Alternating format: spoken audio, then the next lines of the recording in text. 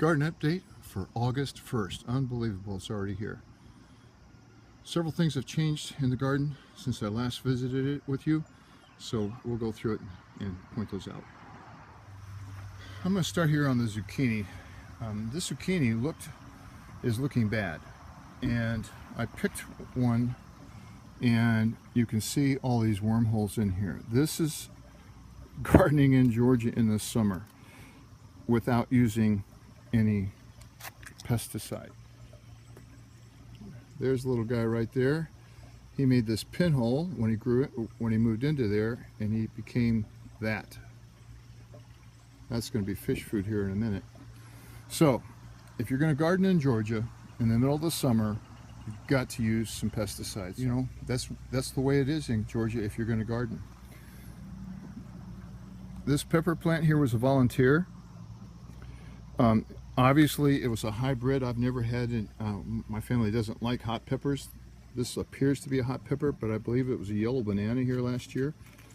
Very thin-walled, not really good. So I'm going to be pulling that up and adding it to the compost pile here. There's no reason to keep that. As I pan out here and around, you'll notice the sunflowers are gone. The finches stopped coming by to pick them, so I knew that they were empty. I've chopped them off. I've got some more in 3-inch pots I'm going to be putting in here, and they will bloom into October.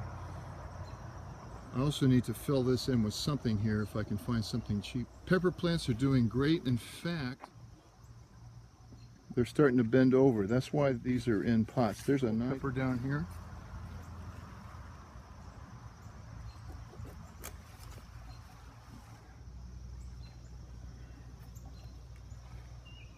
Harvest that. All the peppers are looking great. This is the zucchini I got as a starter plant. I'm going to have to put 7 on that as well. This is my celebrity tomato plant. Only the top was growing. So what I've done here is taken the cage and dropped it down, and this tomato plant will continue to grow. It'll put roots in the ground there. This was my nursery for the hill last year when I was trying to get rid of that perennial weed. Those are black-eyed Susan plants. The hill's looking pretty good. I need to keep deadheading. The more you deadhead, the more the flowers will come. My plum tomatoes I've harvested almost all of those, but they're still growing, and I'll just let them grow until they look really bad. I harvested all the tomatoes here the other day and cut back some of the vines that were dying, and just trying to keep them moving. Did the same thing here as I did on the celebrity. This is buried in the ground here. That'll continue to grow. Chocolate peppers, looking good. Gonna have lots of blooms. I'm gonna need to tie those up again. Giant green pepper right over there. This is a variety called Gypsy, and it's broken off a couple times. These will turn this green, and then when they ripen, they'll look like that. My wife doesn't particularly care for them, I don't think. Another yellow squash planted here. That's going to have some 7 dust on it as well. My climbing rose I cut all the way back last spring. It's pushed out some new branches. I need to tie those up onto the fence. My fish hatchery is gone as well. All of those fish were about 1 inch long, so I put them back into this container or into my sunken bathtub. The lotus plants continue to bloom all summer long. It's just been a beautiful display. You can see all the empty seed heads right there. That's all past blooms. Got 2 bloom buds right there and one that's blooming today. Pretty much a weed mess over here. Been trying to work on that. This watermelon is ready to harvest. How do I know?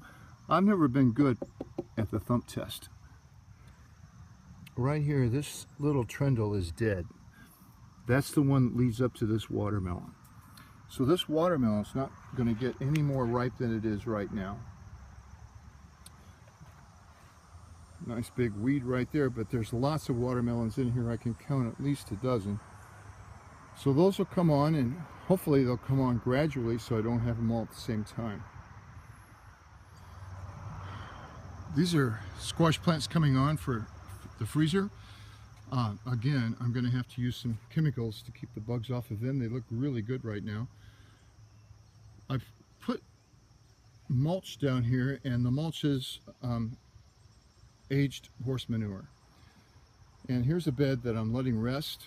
I'll let this bed rest and that bed rest, and this one as well. These are going to be places where I'll plant my fall garden. It's a little bit early, but we'll have lettuce and radishes and things like that into the fall. What I'll do next is let this rest a little bit, and then I'll just turn it over with my fork. You can see the ground's really dry here. It seems like it's rained all summer, but when you look down here at a spade length, that's really dry. It's already warm. I put this on 2 days ago. I'll let this rest and I'll dig it in, and over the next few days, it's supposed to rain this weekend. I'll probably let it rain on it, and then I'll turn it over. And when I get ready to plant, I'll cultivate it with my steel combi cultivator, and it'll make a beautiful planting bed. The basil and the cilantro are doing well. You've got to cut back the cilantro almost daily or it flowers like that. Once it flowers, it's going to stop growing. So the basil's about ready to do the same thing. I used a lot of basil when I had the tomatoes. Now we're out of tomatoes but have plenty of basil. So I'll cut that back and continue to cut that back.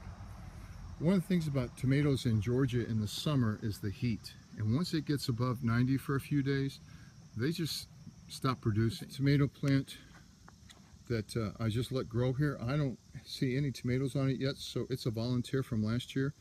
Probably a plum tomato, because this is the bed I had my plum tomatoes in last year. This is that little tomato I put a video on saving the tomato. It's doing really well. It's got a lot of plum tomatoes on it, and I'm really happy with that. The Jerusalem artichoke that the Carolina jasmine's almost taken over, but you can see one bloom up there. That'll bloom prolifically and take the place of the sunflower seeds. I don't dig that Jerusalem artichoke up. I just leave it there from year to year. Our frost here is usually no more than a foot deep, and in the last few years I don't think it's been 6 inches. One of my biggest disappointments is this variety of strawberries.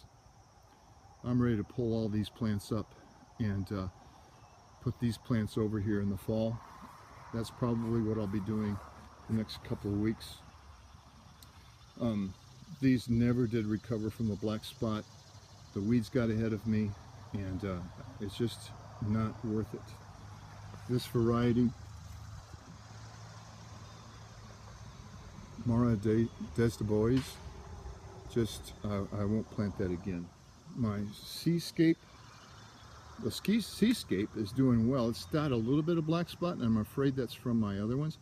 You have to be careful. If you're pulling weeds in this strawberry patch and turn around and pull weeds in this strawberry patch, especially when there's morning dew like this, you will spread that black spot. So I've got to be very careful about sanitation, and probably put this stuff in a pile to burn. I'm not going to put it in my compost pile. Speaking of which, this is the compost I've been making. This is fresh manure on top here, and any garden waste that I haven't fed to the chickens. This is one of the pepper plants that broke off. I will come in here. This will sink another 6 to 8 inches. There's several layers of big leaves and some fig leaves in there. My latest defense here for these worms, that curl up the leaves, I've been cooking them in the compost, and you can stick your hand in there and it's very warm. I'll turn this over, probably eventually put it all out on a tarp and put it back in. That's going to be a place for potatoes to grow. We just had our last potatoes last night for dinner. Got a hummingbird right here coming on the canna lilies. That's why I like being out here in the morning.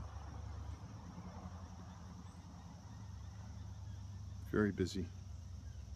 I missed the finches, so maybe they'll come back for this Jerusalem artichoke.